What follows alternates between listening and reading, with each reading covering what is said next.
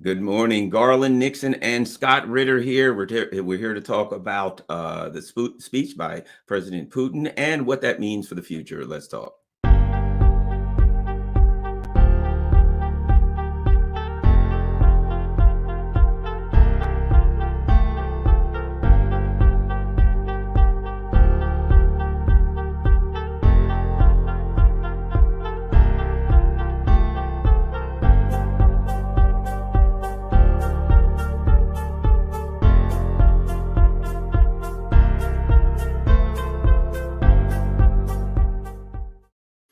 Good morning, Garland Nixon here, and I have Scott Ritter, and I know, everybody's waiting with bated breath to hear what Scott has to say. Me, for one, we're going to be here for about 15 or 20 minutes. As you know, on Wednesday, Scott and I do my show on Rockfin. It's a Rockfin exclusive, but we're going to start off here and get a feel for what Scott has to say. Scott Ritter, I read some of the excerpts and the highlights and listened to it with a translation, and I found it interesting what he said. But I found it even more interesting what Shoigu said. Scott Ritter, your thoughts? Well, I mean, when we talked last week, we were talking about the Ukrainian counteroffensive. At that time, I said it's an absolute game changer, and it's going to require Russia to roll into what I called phase 3. That clearly the phase 2 operation had begun in late March, had run its course. Russia was now confronting a situation where it wasn't fighting Ukraine, it was fighting NATO. And if you listen to Putin's speech, he pretty much said that flat out. And so did Shoigu. This is no longer a Russian-Ukraine conflict. This is a Russian-NATO conflict, a conflict between Russia and the West. Russia puts full responsibility for what is transpiring and what is about to transpire on the shoulders of the West. They blame the West for continuing this war by providing weaponry. It was interesting. The Russians just flat out said that on orders from NATO, Ukraine stopped a negotiation that could have led to a early termination of this conflict. So for those who say that Putin doesn't want peace, that Putin wasn't pursuing diplomacy, it appears that the Russian narrative at least indicates that he did. Now, the decision for partial mobilization is, again, and we've talked about this on other forums, I mean, as well. Russia is a very legally inclined nation. Putin's a lawyer, and he acts but it's not about Putin. It's about Russia. Russia as a nation. The interesting thing is the laws that Putin was citing in his. That gave him the authority, all dated back to Boris Yeltsin's times, pre-Putin. So this isn't about Putin manufacturing a situation, the dictator sitting back there moving things around. This is about the nation of Russia dealing with a fundamental threat to its national security. The executive happens to be named Vladimir Putin. But I would bet you a dime to a dollar that if the executive had a different name, Russia would be Medvedev. Anybody. You just pick, pull it out of a hat. Right. Russia would respond the same way because this is where the West gets it wrong. This is why the West can't have a response to this, because they don't understand the problem. If you don't properly define the problem, you can never come up with the solution because you're solving something that isn't the problem. And when the West defines the problem as Vladimir Putin, they'll never have a solution, because if you want to call it a problem, the problem set confronting the West is Russia and the inability or unwillingness or combination thereof of the West to interface in a responsible manner with Russia in a way that you would with any other nation. Good neighbors. Look, I have a lot. I'm looking out right now. I work from home and I'm looking out. I see houses. I'm surrounded by neighbors. I know most of them fairly well. Left and right, we're closer because we live left and right. And dogs run in their yards and their cats run in our yards. And we learn to, interact. I like them. They're good people. The people across the street, I like them as well, but I don't know them as well. And there's some people that, maybe I don't want to know. but we know how to peacefully coexist. You know, we respect one another. When they pull their car out of the driveway, I pause and I'll let them come out and go. I don't go, screw you, ram in behind them, go, to my road, get out of my way.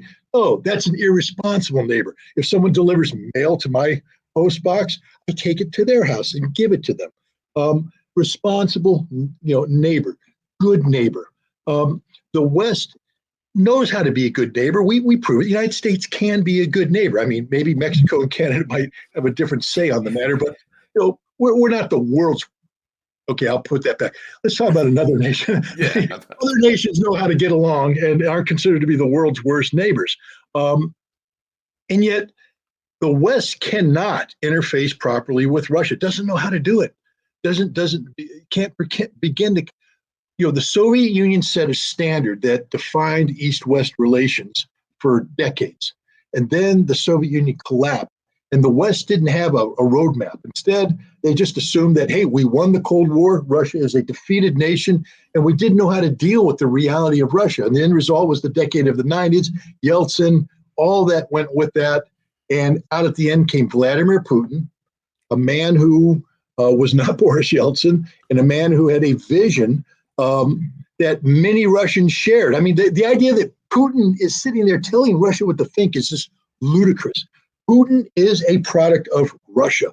Russia as a nation was fed up with Yeltsin and the decade of the 90s, fed up with the oligarchs, fed up with the West dominating, and wanted to reassert itself not as a superpower, but as a major power, one of many in a multipolar world. And that's been the Russian objective ever since. And the West has not been able to comprehend this, digest it, deal with it. Instead, they view Russia through Putin, their executive, the natural tendency, as any nation would, to rise to your rightful level. They view that as a threat. And they've been seeking to downplay it. So, long story short, that's where we are right now. The West doesn't know how to deal with Russia. And they, in the case of Ukraine, they started this war. And let's just not even, I'll debate it with anybody they want. The West started this war. The West started this war. There is no other conclusion. Russia started this war. Petro Poroshenko, former president of Ukraine, said that the Minsk agreements, the so-called peace deal that the U.S. had with Ukraine and France and Germany and other countries, Petro Poroshenko said that it was a ruse. He said, we just did that, like diplomacy being the art of saying nice doggy until you can find a stick. That's what it was. It was, let's be friends. We're going to work on this. And while you're busy trying to get us to institute the Minsk Accords, we're going to start building up to go to war with you. And the evidence is, look at Ukraine. In 2014, they came in, they start arming the people and digging friggin' trenches. Why would you dig trenches and entrenchments unless you were planning on a war from the beginning? No, they did. And we know from 2015 on, NATO was training a Ukrainian force for the sole purpose of fighting Russia in the Donbass. That was the NATO objective. And Stoltenberg's come out and said, we've been at war, not war, we've been planning for this since 2014. So here we are. Now, when Russia started this, and again, because it's a legal nation bound by law, the special military operation, I think we discussed it before, Article 51, collective self-defense, the prerequisite was Donbass and Lugansk becoming independent nations, forming a collective security agreement with Russia, which allowed them to implement Article 51 under the notion of preemptive self-defense, 60,000 Ukrainians getting ready to strike Lugansk and Donetsk, which were now independent nations, allied with Russia. Russia was allowed to intervene on their behalf. I call it the Kosovo standard because it's the exact same argument in legal case that NATO made in going to war against Serbia in 1999. The Russians have just perfected it, A, by telling the truth about the nature of the threat, and B, being assiduous with the adherence of law. NATO and the United States and Europe have never been assiduous. They're like the U.S. legal system. They speak of the law, but they do something. But now we come. The special military operation under that privilege has run its course. And we saw and there's some controversy to this. I mean, I'm being told by a lot of people that, hey, see, what this Putin speech proves is that the Kharkov incident, they're calling it, it's not the counteroffensive, it's the Kharkov incident. It's a master plan by Russia to move forces in advance of the, of the declaration of the partial mobilization, and that Putin is just a 5D grand chess master moving pieces and the West will never catch up. I disagree. I took a look at what happened. It looked like sort of disarray, chaos, troops lacking defensive depth, lacking proper deployment, and the Ukrainians taking advantage of that. And at that point in time, Russia went, screw this. Right. Back, boom, boom. But this isn't your Russia going, we're going to do this, that. It doesn't mean that Russia didn't, that there's not somewhere a paper that anticipates this. It did. Look, any good military has a plan for everything. Right. I mean, right now I can go into the Pentagon and I can pull out a plan for invading Antarctica. Right. Why in God's name we want to invade Antarctica? Don't know, but if we do, we got a plan. Right. So I'm fairly certain somewhere in the Russian staff, some smart little staff officer said, what is the plan for a rapid withdrawal from Kharkov in case of a Ukrainian breakthrough? And they had the plan, and the Russians implemented the plan. But this partial mobilization, I believe, is again a plan that was in the drawers, pulled out, and then has been since the Kharkov offensive refreshed, polished, updated, and ready for implementation. One of the reasons why I say that is that it seems to be done in parallel with the decision to carry out a referendum. The referendum was canceled, this, that. I mean, if it's 5D chess, man, come on, who are you fooling? We're going to have the referendum. We're not going to have a referendum. We're going to have it. It's going to be in November. It's going to be in October. We don't know when it's going to be. September 23rd to 27th it's going to be. And when it's done, Parliament's going to approve it. And all this is going to become Russia. And the partial mobilization is going to be there to protect it. And this is where the game changes, because it's no longer a special military operation where Russia is fighting in support of allies on the soil of Ukraine. Sometime in late September, early October, it's going to be about Russia defending Mother Russia. Now, the world may not line up. It doesn't matter. From the Russian legal perspective, the game has changed. 30,000 troops. When we spoke last time, I thought that Russia's going to need between 100 and 200. They're going to have to basically double the size of their force, 200,000 to 400,000. Russia's saying, no, we need 500,000. Okay, that's even better. What are these troops? When you say partial mobilization, this isn't conscription. This isn't, and they're very specific about it. If you're going to university, go to university. We ain't pulling you out. If you got a job, if you are one of the many, many Russians who never served in the military, because remember, conscription is no longer universal. They only conscript a certain portion of the available. Everybody else goes out and lives life, gets jobs, does stuff. So they're only mobilizing people with prior military experience.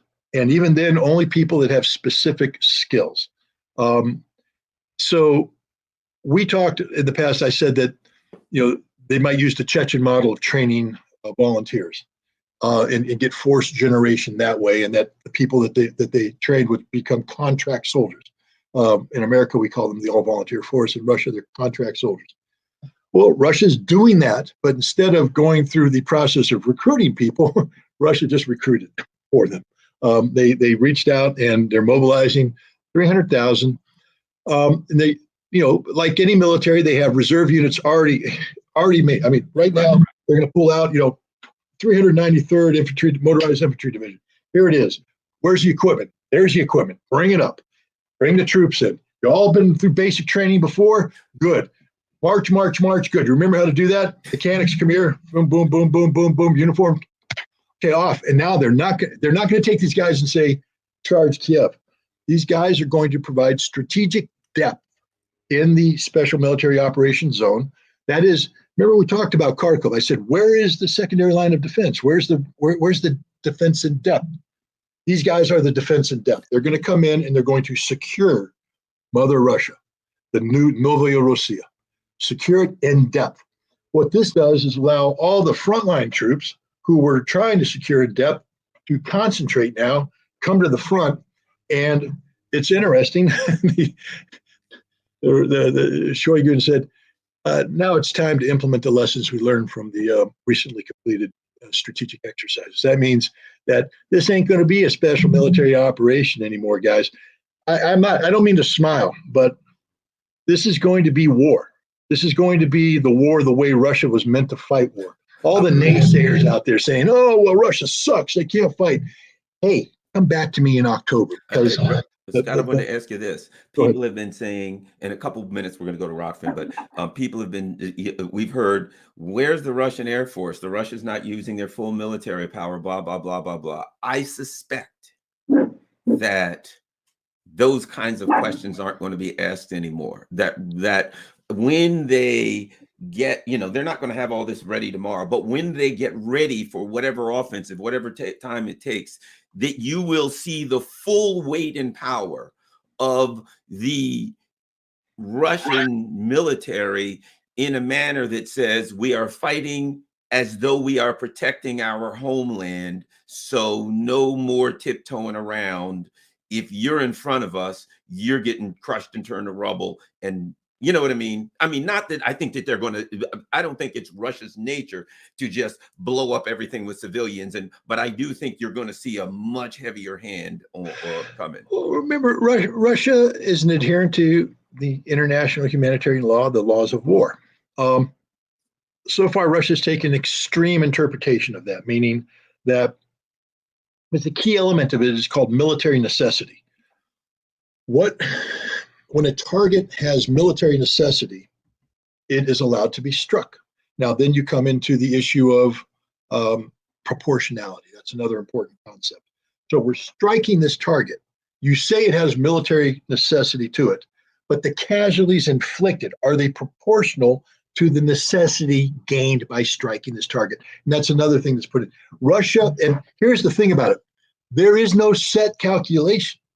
I mean, that's the irony. Everybody goes, war crime, war crime. No, dude, as long as they considered, all they have to do is consider military necessity and proportionality. And so long as they checked off the box and said, we considered it, we deem it to be proportional to the necessity when we attack, there is no war crime. There can never be a war crime because only the military power gets to make that choice. Nobody gets to second guess. But if they just come in and say, now we're killing civilians, go, war crime. But Russia's taken a very extreme interpretation of that, meaning they've minimized military necessity, saying that, there's not hardly any target worth hitting that's worth civilian casualties. And I do think now that the nature of war is about to change, meaning that Russia is going to expand. That doesn't mean they're trying to kill civilians, right? But the Ukrainians have been using civilians as a human shield. And I think right now, look, if I'm going to carry out an offense the Russian way, I'm going to punch a hole 5 miles wide through your line. I'm going to blow it away, wham. And then I am going to come pouring through that, and I'm going to raise hell deep in your middle. And anything in my way is moved, crushed, destroyed. Russia hasn't been doing that. They've been tiptoeing. A lot of people, the Chechens said early on, man, just untie our hands. Right, yes. Just untie our hands. Let us fight like we know how to fight. And the Russians went, not special military operation. You don't get to do that. Dogs are being let loose. That doesn't mean they're trying to kill civilians, but it does mean that Ukraine is going to see something it hasn't seen. And the West is going to see something it hasn't seen, which is full-scale Russian military doctrine implemented in an aggressive fashion by troops who are specifically trained to accomplish this mission. And the mobilization of 300,000 reservists, partial mobilization, is going to give them that capability. Here's what we're about to move over to Rockfin. I'm going to show you something, and we're going to talk about that. We're going to continue to talk about, I'm talking with Scott Ritter. We're going to continue to discuss Putin's speech and the transition of the special military operation. Those of you who follow my channel know I have a Rockfin channel, rockfin.com/Garland Nixon. Every Wednesday morning, Scott and I do a premium option. We do a premium show for those who are premium members on Rockfin. It's $9.99 a month. That's really the only premium show I do every week. But this is not the first one. It's not just for this. This is every Wednesday morning. So I would ask that you become a premium member. If not, if you can't afford it, that's okay. You can see everything else on the channel, and I certainly appreciate your support. We're about to move over, but before we do, Scott, check this out. This was before the Putin's speech. It's from the editor-in-chief, Margarita Simonyan. I always screw her name up, but she's the editor-in-chief of Russia Today. And she said, quote, "Judging by what is happening and still about to happen, this week marks either the eve of our imminent victory or the eve of nuclear war." It sounds to me exactly what you said. They're not going to pussyfoot around anymore. This is going to be a war. They're going to treat it like a war, and they understand the possibility that it could go bad, but they're not holding back anymore. Scott Ritter, we're going to move over to Rockfin, and certainly appreciate everybody. I've wanted to get 20 minutes or so in. Usually we only do 10 or 15, but I wanted everybody to see as much as possible. If you can, certainly do that. Rockfin.com/Garland Nixon. Give me a second here. I am about to go